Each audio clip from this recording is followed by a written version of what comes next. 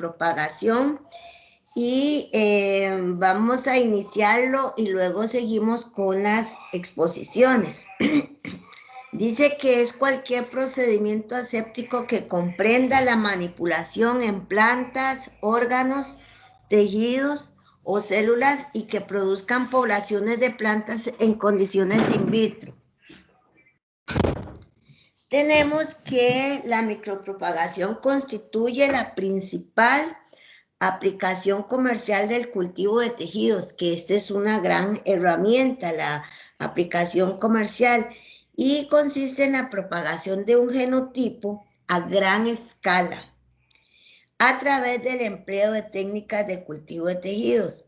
Es una herramienta muy útil también en los programas de mejoramiento, ya que tiene el potencial de producir plantas de calidad uniforme a escala comercial a partir de un genotipo selecto, porque uno tiene que saber qué es lo que va a reproducir y tiene con una tasa de multiplicación limitada, porque también hace pruebas de cuál es la multiplicación si quiere estabilidad, cuáles las veces que nosotros podemos multiplicar. Y se realiza bajo estrictas condiciones de esterilidad, en un medio sintético, nutritivo y con el control de temperatura, luz y fotoperiodo. Tenemos que hay metodologías fundamentales para la micropropagación. Tenemos que la multiplicación a partir de meristemos preexistentes y a partir de neoformación o morfogénesis. Estos meristemos preexistentes son los que se encuentran en el ápice o en las yemas axilares, que son los que son más estables de utilizar. Y también tenemos por neoformación o morfogénesis, que son los que inducimos. Ahora, en la primera práctica de papa, vamos a hacerlo por multiplicación a partir de meristemos preexistentes. Y la gloxinia va a ser por neoformación. La multiplicación conforme es esta, la de los meristemos preexistentes. Son células que retienen su actividad embrionaria durante toda la vida en la planta, o sea, son células meristemáticas. ¿Dónde los vamos a encontrar? Como les dije, en la axila, en las yemas de las hojas, o en la parte apical, que es el meristemo apical, y también tenemos meristemo radicular, que da origen a la raíz. Bueno, ¿qué explantes se usan? Entonces vamos a utilizar mini estacas o microestacas cuando es multiplicación conforme. Aquí tenemos los meristemos, que los podemos sacar de solos con 2 primordios foliares, que tiene también mucha estabilidad genética y también funciona para limpieza de virus. O tenemos las microestacas, que son las yemas axilares. Dependiendo de la filotaxia de la planta, recuerden que cada nudo, si tiene 2 hojas opuestas, ¿verdad? Es la filotaxia opuesta o la filotaxia alterna. Por ejemplo, en café es opuesta. Entonces, por cada estaquita vamos a tener 2 yemas latentes o más yemas latentes si uno le hace el estudio histológico y ve cuántas yemas latentes trae cada estaca. Bueno, vamos a hablar de cultivo de meristemos, es una multiplicación rápida, pero depende también rápida, que vamos a ver que los meristemos a veces es difícil de estimularles el crecimiento una vez aislado, pero cuando ya se logra, es una identidad clonal muy segura, o sea que ahí tenemos las características de la planta. También podemos obtener plantas libres de virus si iniciamos de meristemos, y también vamos a tener que sirve para la conservación del germoplasma a largo plazo, porque estos meristemos aislados los podemos encapsular y congelar en nitrógeno líquido. Por eso dice que es muy útil en la extracción de meristemos para conservación de germoplasma. Y luego vamos a ver que es la parte de la planta donde a los virus les es más difícil de llegar. Y luego, como les dije, es muy segura la identidad clonal. Ahora vamos con las microestacas o mini estacas. Ustedes ven que son estos tallitos, los tallitos jóvenes, tiernos, de las plantas que nosotros queremos introducir. Estas son estaquitas de café. Entonces, como les digo, tiene una filotaxia opuesta, que por cada nudo hay 2 yemas. Entonces vamos a tener que por cada nudo podemos tener, por decirlo así, porque cada especie es diferente, como pues 6 yemas latentes, pudiera ser. A veces son solo 3, porque las otras ya serían neoformadas. Esto tiene altas tasas de multiplicación por mini estacas o microestacas. Es muy rápido la respuesta. Si uno no la daña con la desinfección, la yema ahí está latente. Es muy fácil de manipular, a diferencia de extraer un meristemo, de que el meristemo ya se tiene que tener práctica con las pinzas para extraerlo, pero la estaca nada más se secciona y uno dice con cuántos nudos las quiere cultivar. También es la forma de cultivar genotipos adultos seleccionados. ¿Por qué? Porque si es un genotipo adulto, el árbol está expresando todas sus características y de ahí podemos tomar mini estacas o microestacas de las partes jóvenes de la planta. Y tiene garantía de estabilidad genética. Entonces vean en la foto de abajo donde tenemos ya la brotación de una estaca que tiene filotaxia opuesta y vamos a tener 2 brotes de una misma estaquita. 2 brotes al inicio, pero podemos tener más brotes, pero cada especie también tiene limitado cuántas veces estimulamos esa brotación que sea que es la que está ahí latente, que no sea neoformada. Bueno, el concepto de morfogénesis es cuando uno hace multiplicación neoformada, puede hacerlo por 2 vías y estas vías es organogénesis y embriogénesis. En este curso vamos a ver solo organogénesis y en el cultivo 2 vamos a ver la embriogénesis somática. Esta morfogénesis es un conjunto de fenómenos que de fenómenos que resultan en el origen y desarrollo de un órgano u organismo a partir de una entidad organizada. Entonces aquí vemos segmentos de tallo, donde nosotros con los reguladores de crecimiento podemos inducir la formación de meristemoides, que son centros organizados de división celular que pueden formarse. Si se forma un callo, sería una organogénesis indirecta. Y si se forma un brote, directamente sin callo, sería una organogénesis directa. Entonces, esta es la vía morfogénica que nosotros vamos a ver en este curso, la organogénesis, que puede ser brotes o raíces neoformados. En propagación in vitro, la raíz es neoformada porque la estamos induciendo y es una raíz adventicia.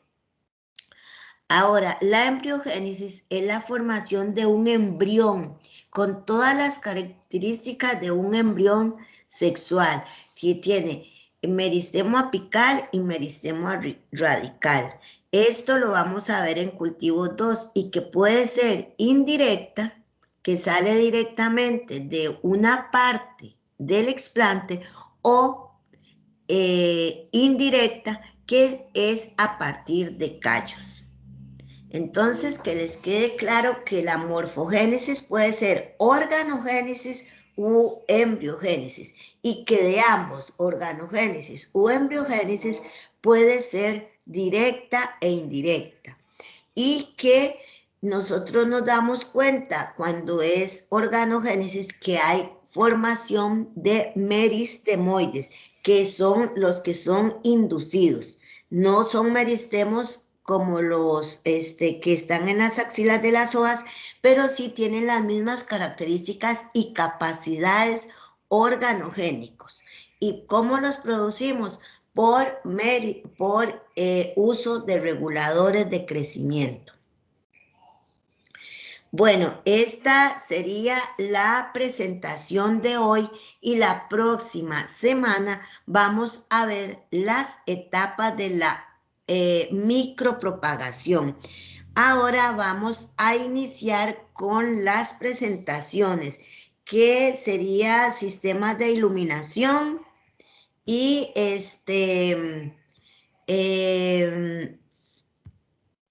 ¿cuáles son las presentaciones? Iluminación, medios de cultivo con aditivos naturales y no me acuerdo cuál otra. Bueno, ¿alguna pregunta de este tema?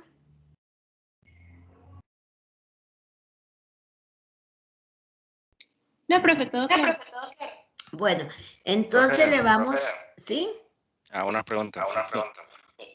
Cuando Sí. se induce la formación de los meristemoides, ¿se usan reguladores de crecimiento? ¿Qué es lo que se usa? Ajá. Como hormonas. ¿Sí? Y vamos a ver, si queremos de raíz, entonces usamos auxina. Y si queremos formación también de callo, que sea indirecta, auxina y baja citocinina. Eso lo vamos a ver la próxima semana. Ok. Y mi grupo es el de iluminación. Entonces, si quiere, Entonces, bueno, entonces espero la presentación. Ok, muy bien. Ya se lo voy a compartir.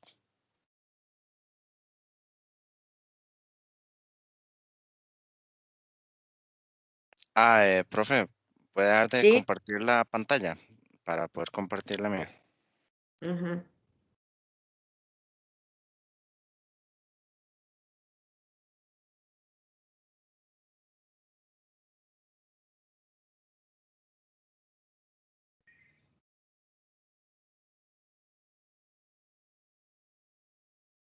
Ya.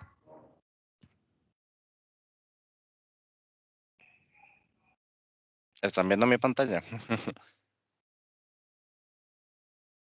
Sí, ya se ve. Bueno, ok.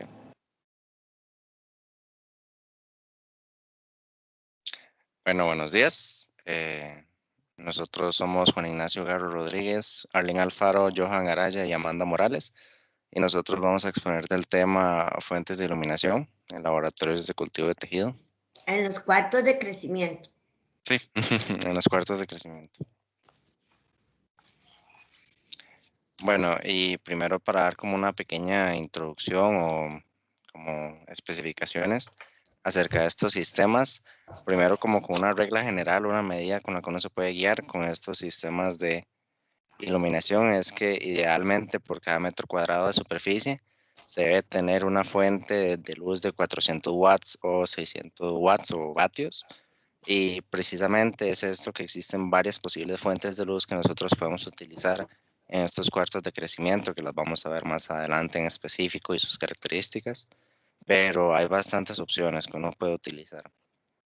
Pero estas opciones, por supuesto, ofrecen diferentes calidades de luz, ofrecen diferentes espectros y colores que uno puede utilizar. y por lo tanto van a producir una respuesta diferente por el material que nosotros estamos creciendo, el material vegetal. Porque la luz es, por supuesto, un factor crítico en estos cuartos de crecimiento, porque la luz va a intervenir en muchos procesos fisiológicos vegetales, principalmente, por supuesto, la fotosíntesis. A pesar de que ya habíamos visto que la fotosíntesis en estas plantas que se tienen in vitro está más reducida, pero también interviene en la producción de metabolitos secundarios de interés y en la fotomorfogénesis, que esta cambia con base al estímulo que reciba en sus fotorreceptores, es decir, en base al tipo de luz que estemos utilizando. Y también está relacionada con el movimiento estomático vegetal. Y estos dos puntos los puse porque me parecieron muy importantes respecto a los ritmos circadianos y la expresión génica, porque de hecho mediante estos sistemas de iluminación artificiales uno puede modificar el ritmo circadiano vegetal, y el ritmo circadiano vegetal es muy interesante y muy importante porque este depende un montón de eh, respuestas metabólicas o procesos vegetales, y este se puede modificar y se puede estudiar mediante la modificación de estos sistemas de iluminación. Y de hecho la luz y la exposición que nosotros le damos a las plantas modifica los genes que se expresan, y eso también es un área de investigación bastante interesante.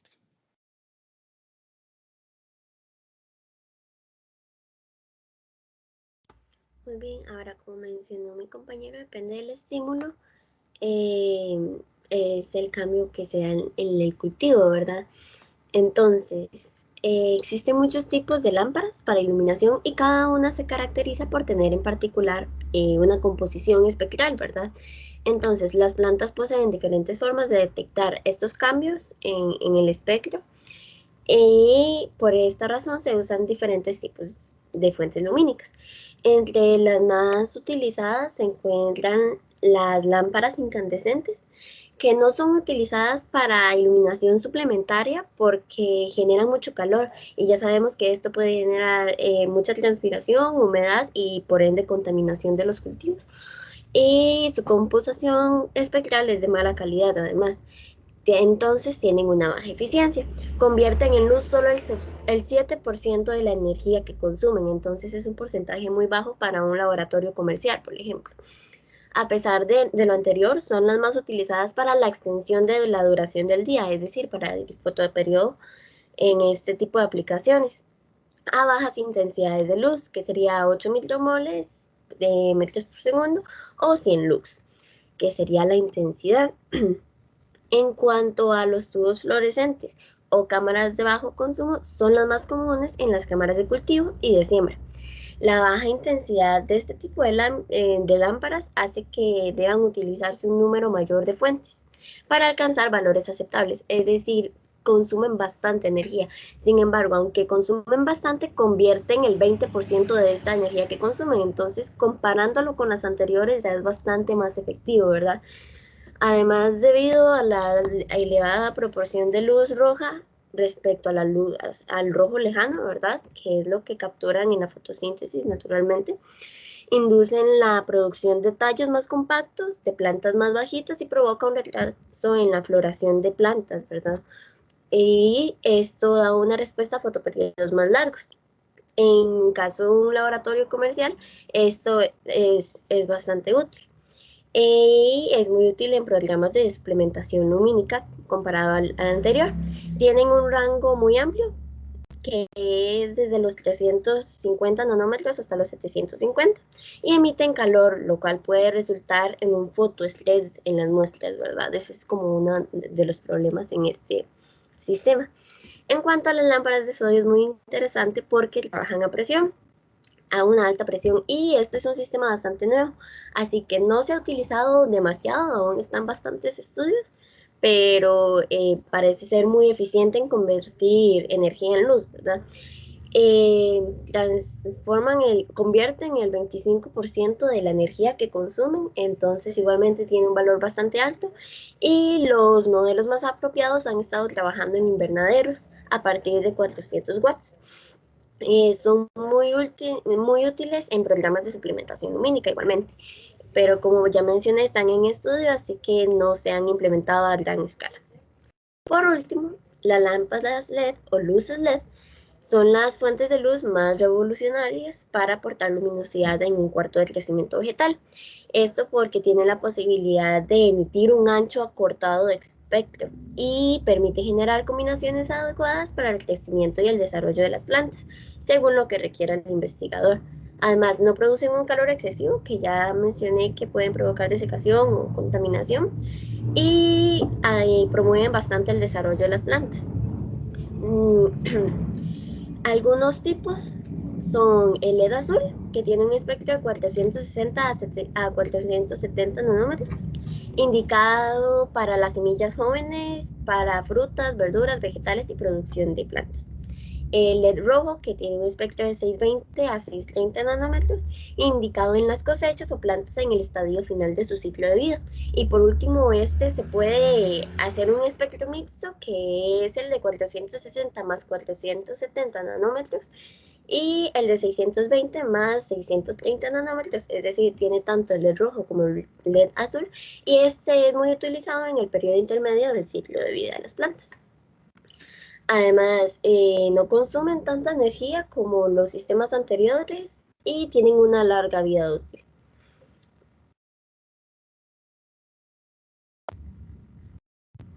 Oh, un momentito, dice que hay gente esperando en la sala. ¿Quiénes serán? Profe, yo estoy esperando, creo, pero es porque me pasé a la compu, estaba desde el celular. Ah, bueno, pero ya no hay problema.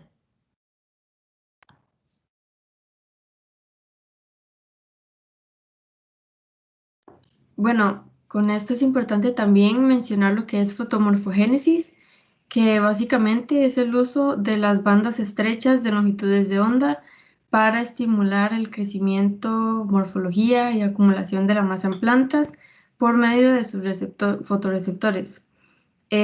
Para esto se menciona también que para los cultivos comerciales se utilizan diferentes intensidades y tiempos de luz dependiendo de su etapa de crecimiento.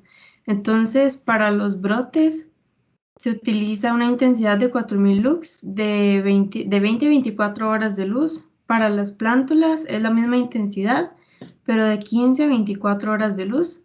Durante el crecimiento se aumenta un poco la intensidad a 20.000 lux y se aplican 16 horas de luz. Y para la floración se aumenta aún más a 90.000 lux y se aplican 12 horas de luz.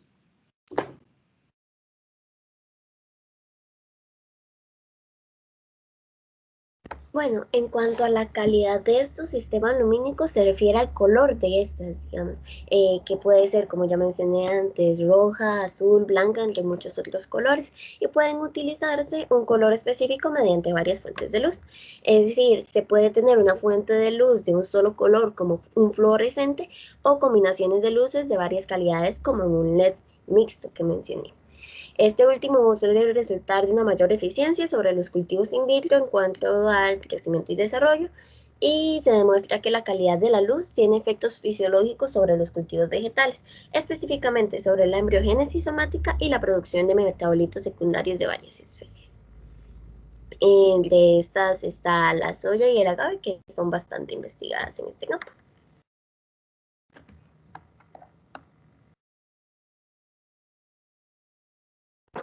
Respecto a las ventajas que tienen estas fuentes lumínicas, es que en estudios se han evaluado en relación a, bueno, en comparación a la luz solar, y se ha visto que no hay diferencias significativas.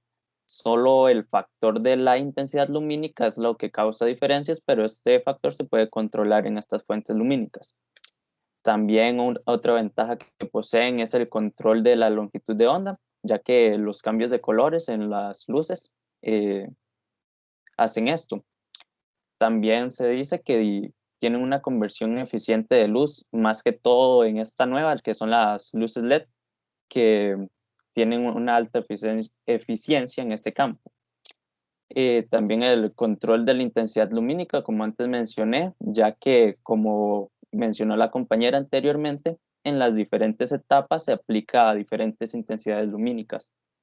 Y la baja emisión térmica, ya que este factor puede afectar todos los cambios que se dan en los procesos de germinación y demás.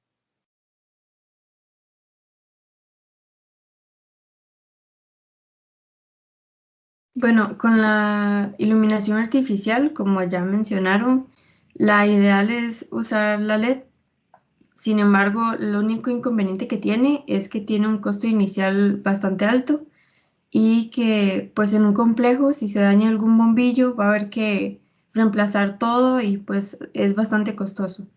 Luego, con respecto a las lámparas incandescentes, tienen un costo inicial bajo, sin Disculpe, embargo, me escucha, que si se daña un bombillo tiene que cambiar todo en la LED. O sea, los LED que estamos usando ahora son fluorescentes LED. Entonces, ¿usted a qué se refiere con eso? por ejemplo, digamos en los complejos en las imágenes que tenía Arlene bueno, en la diapositiva anterior, si se daña alguno de esos bombillos, hay que cambiar como todo el complejo, entonces hay que cambiar como toda dice, el complejo de luces y Ajá. no se puede cambiar solo un bombillito.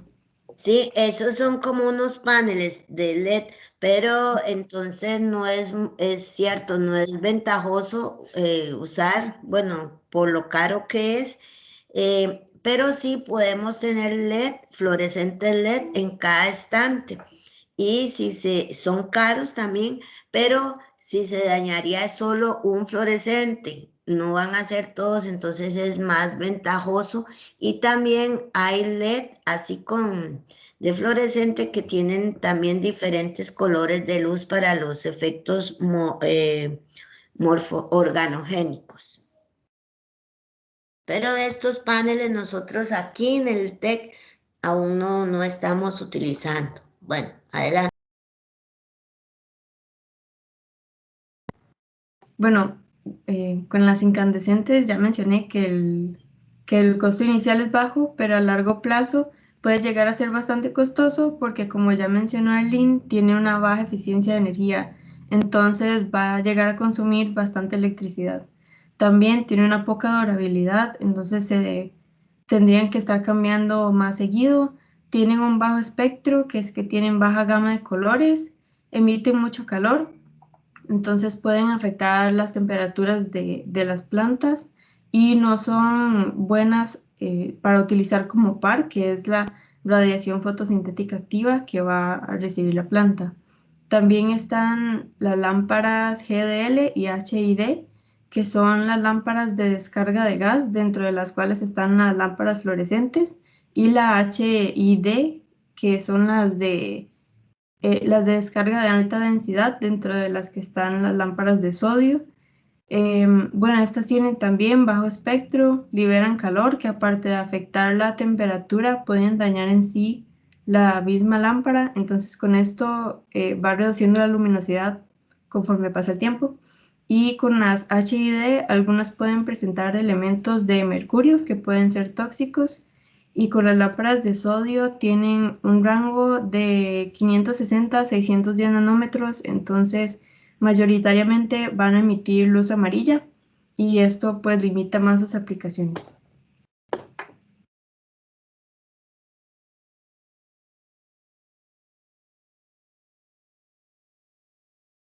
Está muteado.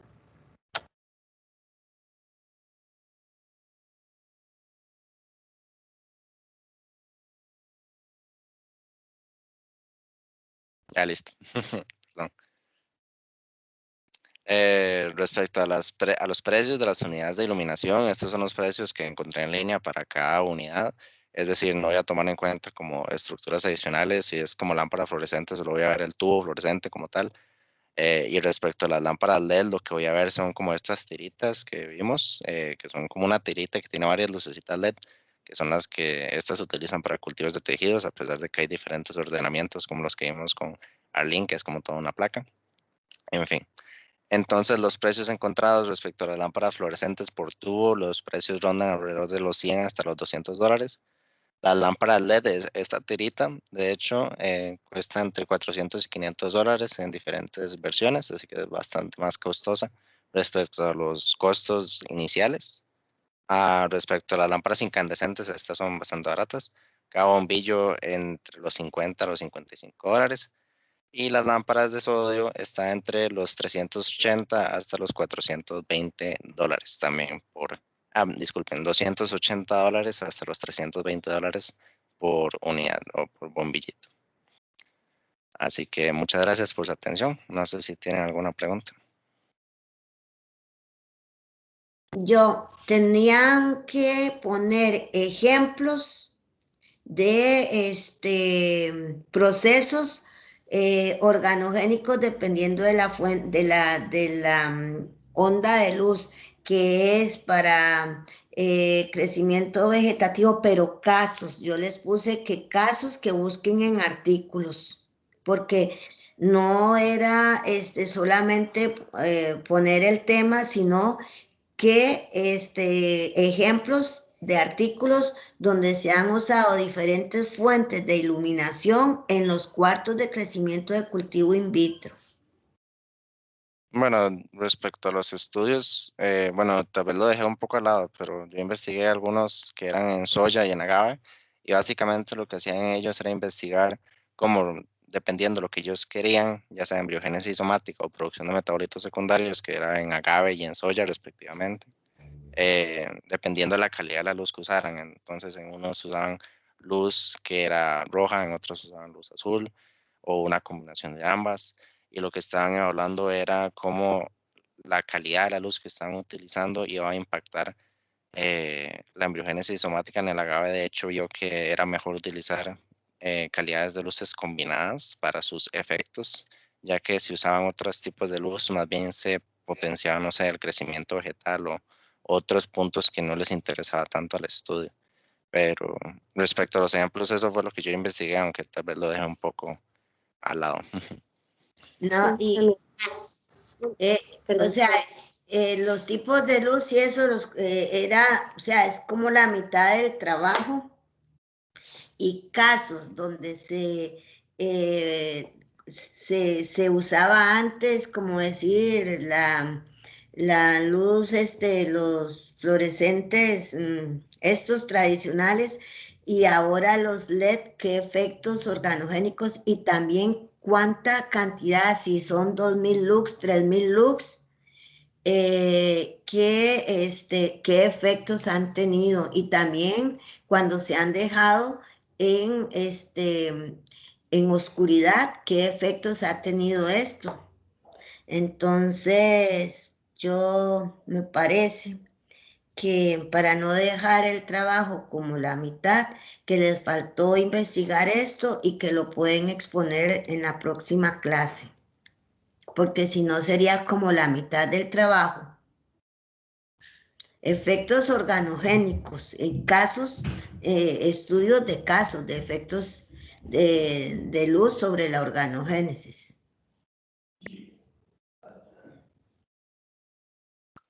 Ok. ¿verdad? Porque así sería el trabajo, la mitad del trabajo, y lo que yo quiero es que ilustren con ejemplos, más ahora que estamos con las luces de LED, ¿verdad? Que es la moda, y que la luz amarilla en los cuartos de crecimiento ya eso no se usa, es mucho calor, eso se ha usado en invernaderos, pero en cuartos de crecimiento no. También tenemos fuentes de iluminación natural, cómo se capta la luz, cómo son los cuartos de crecimiento con iluminación natural. Y tampoco tocaron ese tema. Ok, está bien. Entonces, como usted dice, podemos tal vez presentar eso la próxima semana, entonces. Sí. Y que el Ok. resumen, sí, que el resumen lleve todo, ¿verdad? El resumen que ustedes suben al TEC Digital. Bueno, entonces vamos a continuar con el otro tema.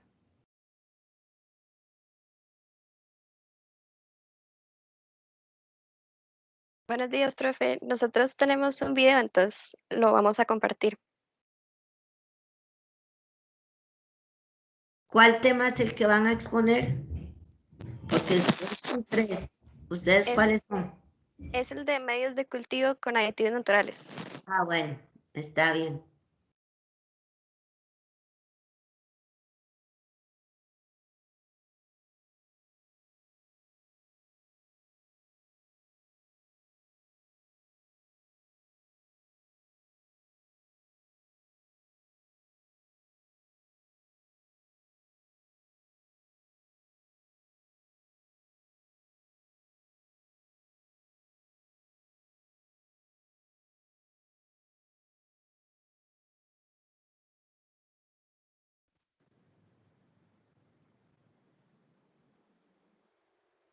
Buenos días. Mis compañeros y yo vamos a hablar acerca de los medios de cultivo y de algunos aditivos naturales que podemos incorporar a ellos. Los medios de cultivo resultan de suma importancia para el cultivo de tejidos, pues el material que vayamos a utilizar solo podrá desarrollarse si cuenta con los componentes necesarios para su subsistencia. En el caso de los medios de cultivo para tejidos vegetales in vitro, deben tener nutrientes similares a los que el suelo le puede brindar a las plantas. Cabe destacar de manera muy breve los principales componentes de un medio de cultivo, dentro de los cuales destacan los macronutrientes como el carbono, el oxígeno, el hidrógeno y el nitrógeno. Micronutrientes como el hierro, el zinc y el molibdeno, los cuales funcionan como cofactores enzimáticos. Fuentes de carbono, que pueden ser monosacáridos como la glucosa, disacáridos como la lactosa y la sacarosa, o polisacáridos complejos como el almidón. También los aminoácidos, puesto que estos van a funcionar como una fuente de nitrógeno. Las vitaminas, que al igual que los micronutrientes, son cofactores enzimáticos. Y finalmente los reguladores de crecimiento, que la dosis que se vaya a utilizar de cada uno y cuáles se van a utilizar va a depender de la respuesta que se desea obtener del tejido que se está cultivando de manera in vitro. Algunos componentes utilizados en los medios de cultivo resultan ser bastante caros, como es el caso de las fitohormonas. Además, algunos medios comerciales como el medio Mauritius y Skog o medio MS no satisfacen los requerimientos nutricionales que se buscan en cuanto a las vitaminas, hormonas y nutrientes. Como consecuencia de esto, la multiplicación no se verá estimulada. Es por ello que se han buscado alternativas para reemplazar esos componentes por otros que sean naturales, baratos y además sostenibles. Como reemplazo de ellos, se ha encontrado que se puede utilizar el agua de coco o de pipa, los jugos naturales de frutas o de raíces, la peptona, la triptona, la caseína hidrolizada, entre otros. Estos se han utilizado para suplir las necesidades nutricionales de los tejidos y con ello también disminuir el costo de la producción de estos medios de cultivo. Seguidamente se hablará acerca de algunos de esos aditivos naturales para elaborar los medios de cultivo. Como primer aditivo tenemos el agua de coco. Este líquido se encuentra en el endosperma de la especie Coccus nucifera y ha sido muy utilizada en el cultivo de tejidos in vitro debido a su composición química. Cuenta con la presencia de aminoácidos, minerales, vitaminas, azúcares y reguladores de crecimiento como el ácido endolacético, la quinetina y el ácido gibberélico, los cuales se encargan del control de varios procesos fisiológicos como la ramificación de raíces, la división celular y el elongamiento.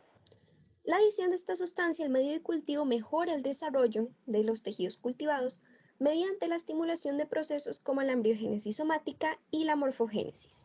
Además, no es necesario limitarse a usar únicamente este producto, sino que también lo podemos combinar con otros aditivos como las auxinas exógenas y seguirá dando resultados bastante buenos.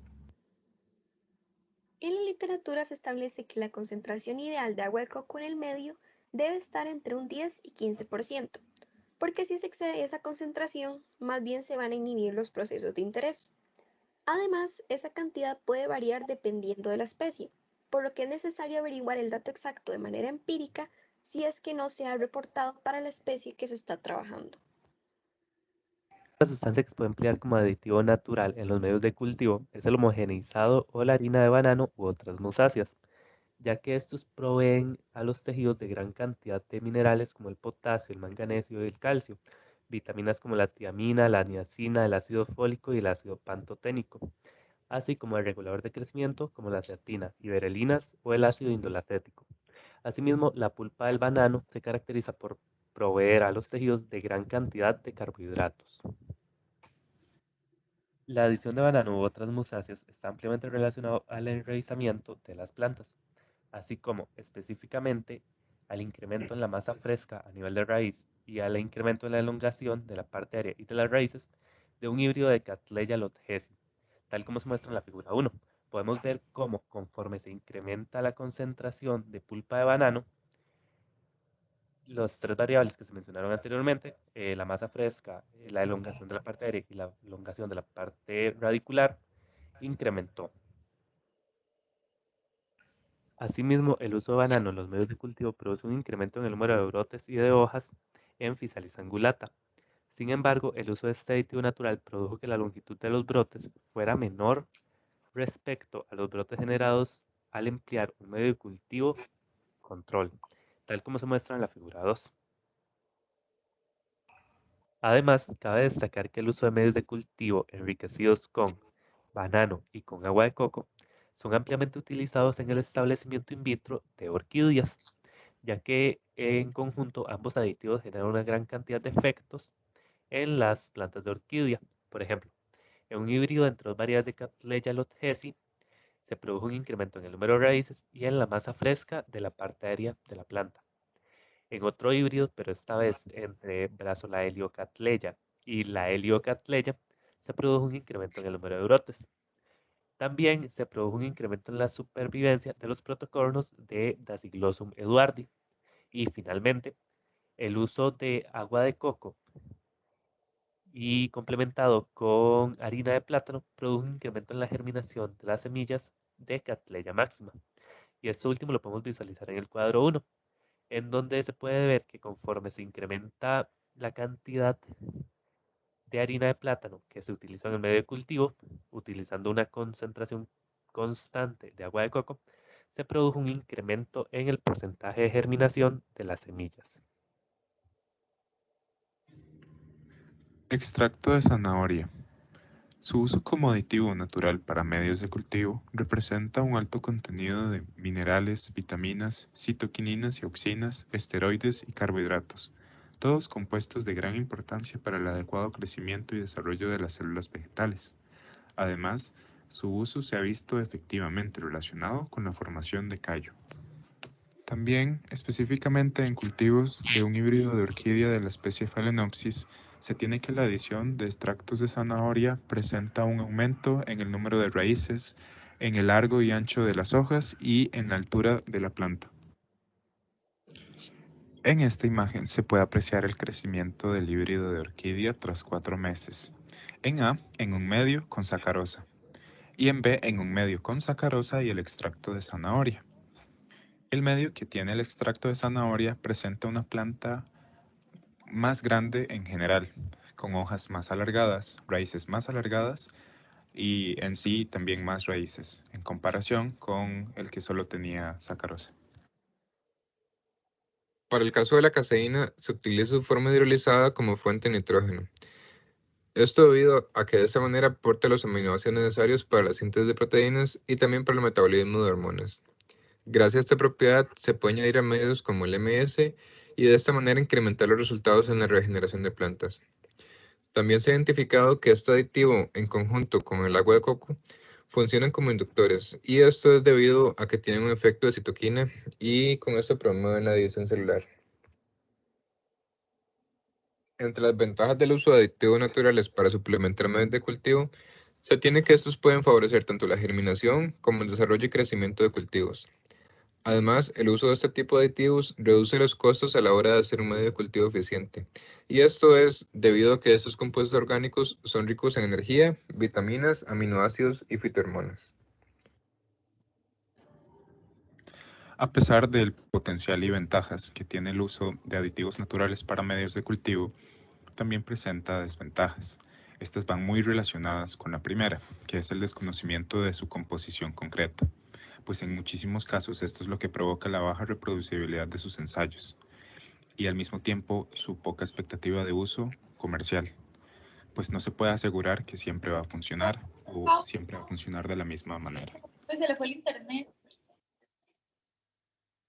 Ay, yo iba a terminar, perdón.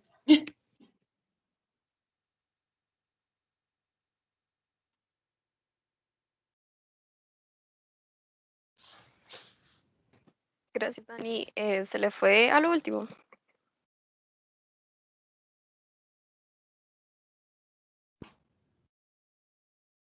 Es que la profe me mandó un audio hace un toquecito por WhatsApp diciéndome que se le fue el internet. Pero no No, sé. pero no, fue muy poco tiempo, ya todo está bien. Ah, bueno. Gracias.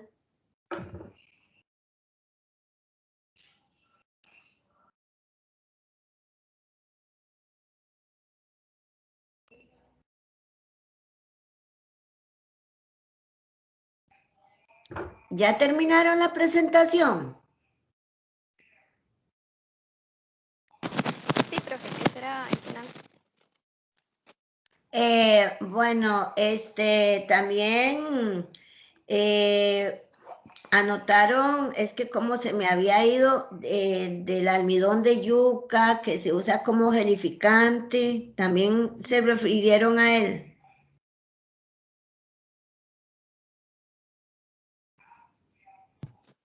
De ese en particular, no, porque nos enfocamos, bueno, hay muchos aditivos naturales, entonces escogimos unos cuantos que nos parecieron muy interesantes y que son bastante utilizados.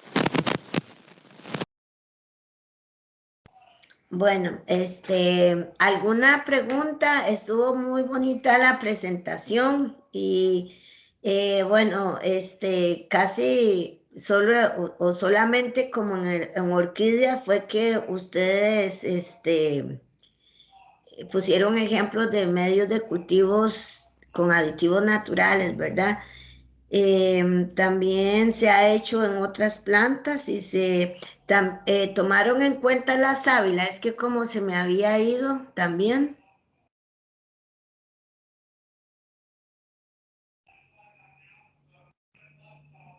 ¿Me escuchan? Profe, o sea, la sábila tampoco la consideramos así como muy profundamente, porque como mencionó Magali, quisimos como enfocarnos un poco más, o sea, como más fuerte en los 4 que mencionamos ahí, pero, o sea, sí, no nos enfocamos así como tan profundamente en la sábila. Bueno, como yo cuando pude conectarme iba por el agua de coco, entonces tenemos el agua de coco, caseína hidrolizada, harina de plátano y ¿cuál otro más? Zanahoria. Extracto de zanahoria.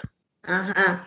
Bueno, para el resumen, deben de incluir también la sábila, que es muy utilizada ahorita por sus propiedades y también el almidón de yuca que se ha usado también como gelificante para que investiguen y lo agreguen al resumen. Profe, ¿Sí? solo que bueno, nuestro resumen ya estaba de 3 páginas con los medios que pusimos, entonces ¿cambiamos alguno o podríamos extendernos No un poco se más? puede adicionar más, no lo han subido el resumen, ¿verdad? Se lo mandamos por correo, ¿Cuándo? antes de que empezara la clase. Ah, bueno, no, entonces investiguen sobre esos productos naturales y nada importa que el resumen sea un poquito más largo. Ok. Bueno, entonces seguimos con el siguiente grupo.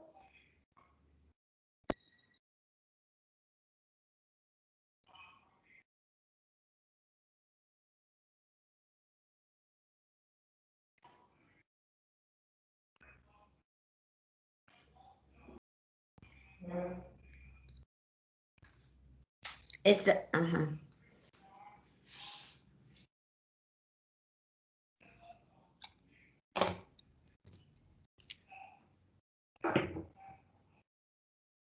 Días, profesora y compañeros. Vamos a hablarles del tema de los agentes desinfectantes que se utilizan en el cultivo de tejidos. En nuestra agenda les hablaremos sobre una pequeña introducción, luego un desarrollo en los que ya incluiremos como tal los agentes desinfectantes y los protocolos utilizados, luego ejemplos más específicos de estos protocolos y unas pequeñas conclusiones. En la parte de la introducción tenemos lo que es la importancia de la desinfección en el cultivo de tejidos. De los principales problemas que enfrenta la técnica de cultivo de tejidos es la contaminación por microorganismos. Estos pueden llegar a afectar el crecimiento, desarrollo de los explantes, incluso pueden provocar la muerte de estos, afectando así la técnica y provocando que la técnica de cultivo de tejidos falle en su propósito de la propagación masiva de plantas. En la actualidad se ha logrado avanzar muchísimo con protocolos y técnicas de asepsia y descontaminación, logrando así que la técnica sea mucho más segura y sea mucho más eficiente y exitosa. Sin embargo, debido a esta cantidad de protocolos, técnicas complejas, químicos que hay que utilizar en ciertas áreas, como por ejemplo zonas del mundo, como lo es África, esta técnica no es viable porque no se tiene el equipo suficiente y es por eso que la micropropagación de plantas in vitro ahí no se utiliza, de momento no. Sin embargo, los protocolos van avanzando y la técnica cada vez es más sencilla de realizar y es más, en un futuro será posible en esta zona. Tenemos los microorganismos ya como tal contaminantes. Los principales microorganismos que son agentes contaminantes son las bacterias, los hongos, los virus y en menor medida los ácaros y los ácaros, cada uno con sus características, propiedades y formas de identificarlos de cada uno. Las bacterias, por su lado, se caracterizan por causar una disminución en el enraizamiento, en la multiplicación de la planta y puede provocar la muerte de esta. Sin embargo, las bacterias no suelen ser patogénicas, es decir, no infectan como tal la planta, sino que se reproducen y se alimentan del medio de cultivo, produciendo químicos que la perjudican hasta su muerte. Son muy difíciles de detectar y normalmente se detectan de forma tardía. Es por eso que es muy importante que todos los procedimientos antes de ya inocular la planta sean estériles. Los hongos son reconocibles en el cultivo in vitro debido a su desarrollo de las hifas y del micelio, son fáciles de reconocer.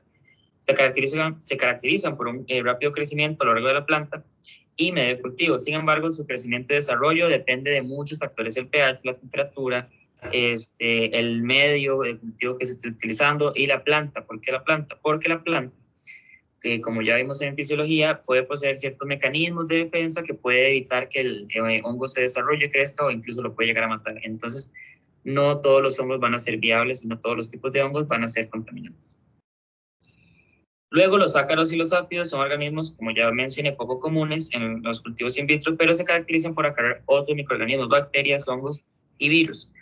Estos virus generan una tasa de crecimiento de la planta muy pobre, pero usualmente no son patogénicos en la parte in vitro, es decir, cuando están en el frasco las plantas, los virus no las van a afectar, sino que las van a llegar a afectar cuando pasan a la zona de aclimatación o la parte ya del vivero. Ahí es donde los virus entran en acción y la planta puede fallar. Y como tal, las fuentes de descontaminación son el personal, el equipo, el ambiente, la planta donadora y como tal el explante. La planta donadora o el explante es la mayor fuente de contaminación en ese tipo de técnicas.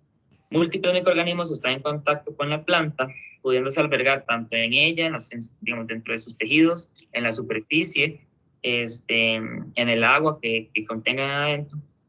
Se puede encontrar en las raíces, en su tallo, en las yemas, en los estomas. Por ello es de gran importancia tomar explantes, secciones de la planta, cuando se está haciendo un explante que es ex vitro, es decir, que se tome del suelo de la naturaleza. Se tiene que tomar como explante secciones de la planta que estén completamente lejos del suelo, los más limpios posibles, para así evitar una mayor cantidad de microorganismos que haya que eliminar. Y es muy importante siempre descontaminarlos con desinfectantes y químicos apropiados, siguiendo el protocolo correcto para la especie del explante que sea. En cuanto al ambiente del laboratorio, el equipo y el personal es de gran importancia seguir las técnicas asépticas, ya que en la piel, las uñas, se pueden almacenar microorganismos contaminantes, además de que es muy importante esterilizar todo el equipo y la instrumentación que se haya a utilizar y que haya que tener contacto directo con los cultivos. Así es importante la limpieza constante y la desinfección de todo el laboratorio, los pisos, la maquinaria como la cámara de flujo laminaria. Y también es súper importante que el medio de cultivo siempre esté estéril, o si no, ya directamente va a haber contaminación. Los agentes desinfectantes en general son químicos o un conjunto de estos que eliminan todo microorganismo que sea un contaminante, evitando su propagación y matándolo, para así asegurar el éxito del cultivo in vitro.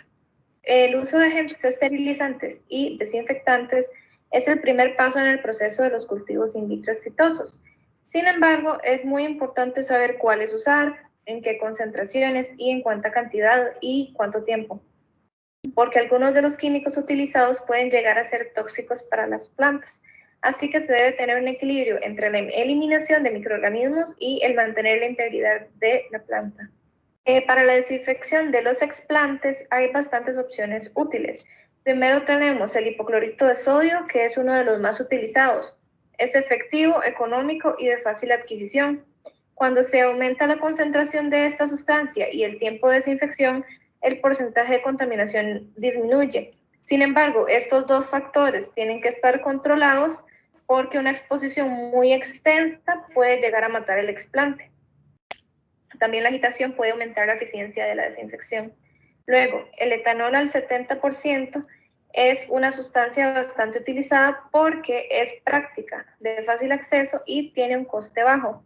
Sin embargo, es común que no sea suficiente para matar todos los microorganismos, por lo que después se debe tratar el explante con hipoclorito.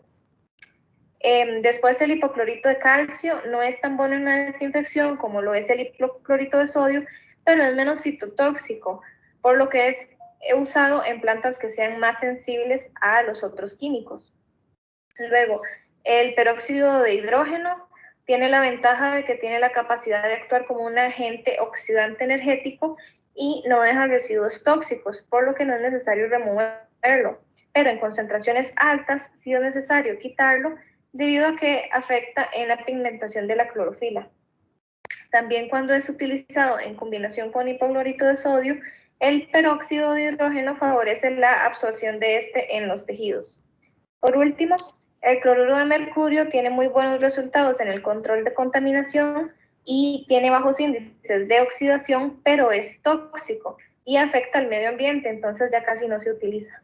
Bueno, aparte de desinfectar con estos químicos los explantes como tal, también es muy importante que el medio posea ciertos químicos que les sean desventajosos a los microorganismos contaminantes y eviten su crecimiento en él y así evitar la contaminación como tal en el medio de cultivo.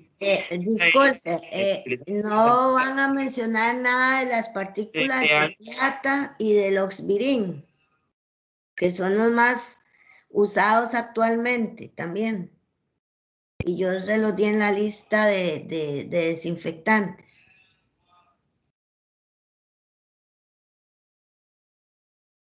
¿Me escuchan? ¿Puede repetir, profe? Que si ustedes ya no mencionaron lo que es usar la plata ahora, el oxvirín, que son los que producen menos daño al ambiente y eso no los tomaron en cuenta. No, esos dos no, profe. Pero yo se los di en la lista y son los que ahorita están como de moda y viendo sus efectos, sus cualidades de amigables con el ambiente y cosas importantes. Profe, es que tomamos en cuenta los que han sido más utilizados a nivel mundial y en que esos son más recientes. Los podemos incluir en el resumen, pero aquí en la presentación no los incluimos. Preferimos incluir los que han sido más utilizados por más tiempo. Más utilizados, pero yo les dije los que hacen menos daño ecológico y todo. Entonces, yo les di la lista. Bueno, me parece que, o sea, los deben de incluir. ¿Y cuál es el mecanismo de acción? De los que se disuelve, cómo funciona para penetrar en la pared o las membranas, cómo era el mecanismo de acción de los desinfectantes, porque esto yo en clase lo di un poquito, pero yo quería que investigaran de cómo es el mecanismo de acción de los diferentes desinfectantes. Bueno, adelante. Un poco más ácido, tal vez un poco más alcalino, va a funcionar en contra de los microorganismos. En cuanto a lo que son los antibióticos utilizados, la tetraciclina posee una acción antimicrobiana contra bacterias gram negativas principalmente y algunas gram positivas. Sin embargo, su espectro ha disminuido en los últimos años por la resistencia bacteriana. Se recomienda aplicar 30 miligramos por litro en el medio de cultivo para la eliminación de bacterias endógenas que el explante pueda tener y que no haya sido posible eliminarlas en la contaminación, en la descontaminación del explante como tal. La penicilina también es útil en contra de bacterias. Este se puede utilizar en concentraciones de 10 a 50 miligramos por cada litro. Sin embargo, no es un antibiótico muy utilizado hoy en día. Por su parte, la acromicina debe ser utilizada a modo de pretratamiento, es decir, no utilizarlo en el medio como tal, sino hacerlo como un tratamiento previo de la inoculación, ya que puede llegar a eliminar el 100% de los microorganismos contaminantes. Para ello se debe colocar los explantes en un medio líquido con acromicina en 100 miligramos litro durante 24 horas con agitación. Posteriormente transferir este explante ya descontaminado al medio ya que es adecuado. También es importante mencionar o resaltar los isotiocianatos, los cuales presentan una actividad antibiótica contra bacterias, hongos, insectos, incluso hasta hongos, principalmente los nemátodos. Los fungicidas, como por ejemplo el benomilo, que es el que utilizamos en el TEC, son altamente efectivos contra un amplio espectro de hongos. Sin embargo, sus productos provenientes de su degradación son altamente fitotóxicos. Por ello, se debe emplear una concentración menor a los 20 ppm para que estos productos no se lleguen a almacenar o acumular y no sea fitotóxico. Incluso concentraciones menores a los 2 ppm presentan una buena actividad y son útiles y efectivos. El Nystatin o Nystatina se recomienda su uso en 20 microgramos por cada litro en conjunto con la rifampicina para una tasa alta de desinfección de hasta el 97%. Y lo único es que es importante añadirlo periódicamente porque es una concentración un poco baja y se degrada bastante rápido. Entonces, si la planta dura mucho en la parte de cultivo in vitro, es importante cambiarlo cada 3 o 5 días. Ahora vamos a hablar un poco acerca del establecimiento de un protocolo de desinfección. Es importante que, independiente del agente desinfectante que se vaya a utilizar, exista una metodología que sea segura para el aplicante y también efectivo para los experimentos. Primero se debe comenzar con la selección del agente, hacer un estudio preliminar del equipo y la cristalería que se necesita para manipular el desinfectante, además de preparar el laboratorio para que ese reactivo no cause algún daño en la salud, equipo o infraestructura. En segundo lugar, determinar la concentración del agente, un diluyente apropiado en caso de realizarse una disolución, que asegure una desinfección efectiva pero que no gaste reactivo de manera innecesaria. De tercero, tenemos el tiempo de inmersión, el periodo que va a durar el material que deseamos descontaminar en exposición con el agente desinfectante.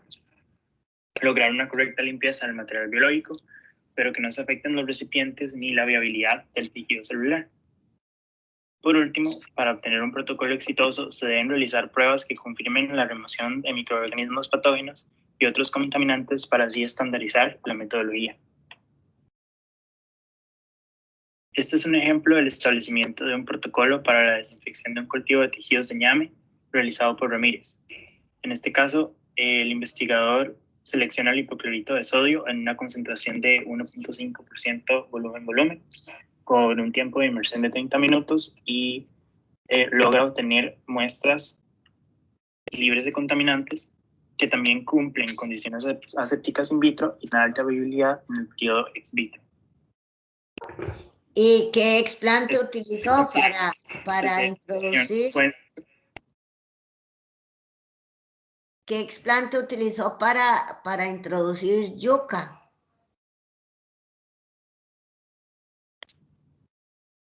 Profe, no estoy seguro del explante, sino que yo leí más o menos la parte de desinfección como para que cumpliera los parámetros que mencioné en la parte de metodología, pero no sé exactamente esa parte del material vegetal.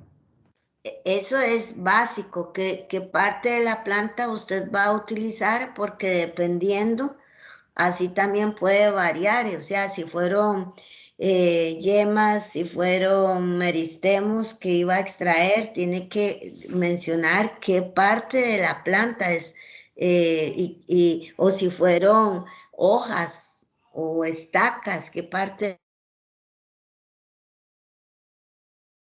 cómo actúa ese desinfectante en X parte de la planta.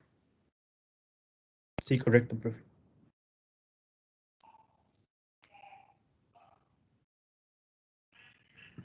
perjudiciales para la salud en el caso de los fungicidas. Estos permiten una descontaminación de hongos que pueden afectar distintas muestras. Es necesario el uso de guantes, lentes, mascarilla para la preparación de las soluciones de este tipo de reactivos, además de capacitar al equipo que va a aplicarlo para que siempre cumplan con las normas de seguridad. Bueno, ejemplos de protocolos de desinfección de algunas especies vegetales. En el caso de el ajo, Allium sativum, lo que se hizo fue que se eliminó la envoltura externa que protege los dientes de ajo, y luego se les colocó en una solución de argrimicin y cetarán, que es un bactericida y un fungicida, ambos en una concentración de 5 gramos por litro durante 45 minutos. Luego se realizaron 3 lavados con agua destilada estéril, y luego se colocaron en una solución de hipoclorito de sodio por 20 minutos. Y posteriormente se volvieron a lavar 3 veces con agua destilada estéril, pero para los 2 últimos lavados se dejaron reposar por 3 minutos.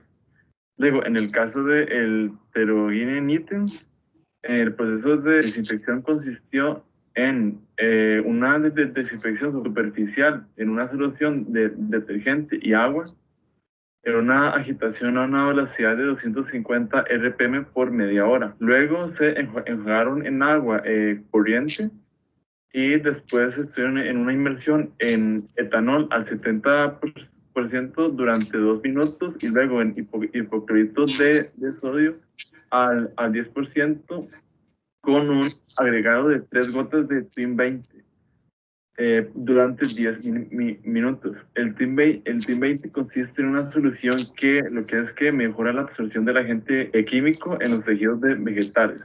Y por último, la lavandula dentata. En esta, pues, lo que hizo fue que se lavaron con agua corriente por 30 segundos, y luego pasaron por etanol al 70% por 15 segundos, y por último se sumergieron en hipoclorito de sodio al 30% con 5 gotas de TIM 20 durante 15 minutos para finalmente lavar en agua destilada para quitar el hipoclorito de sodio por completo.